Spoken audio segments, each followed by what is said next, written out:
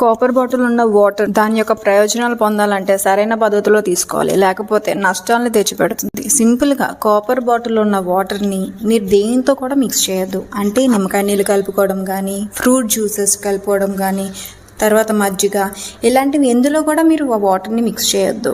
దీనివల్ల మీ బాడీలో టాక్సిసిటీ అంటే విషంగా మారుతుందన్నమాట. దీని యొక్క ఫలితం వామిటింగ్స్, డయేరియా అంటే విరోచనాలు, కడుపు నొప్పి, దీనివల్ల హాస్పిటల్లో అడ్మిట్ అవ్వాల్సి వస్తుంది, ఒక్కోసారి ప్రాణాంతకం కూడా.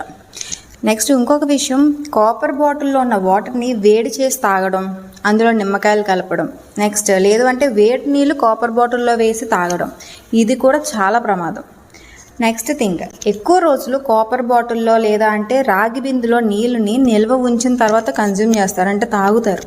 దానివల్ల కూడా చాలా అనర్థాలు జరుగుతాయి.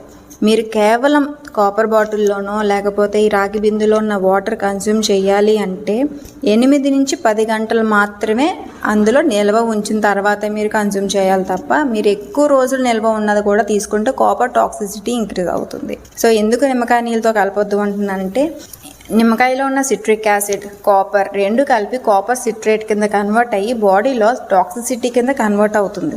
అది ఎలిమినేట్ చేసే కెపాసిటీ మన బాడీకి చాలా తక్కువ ఉంటుంది.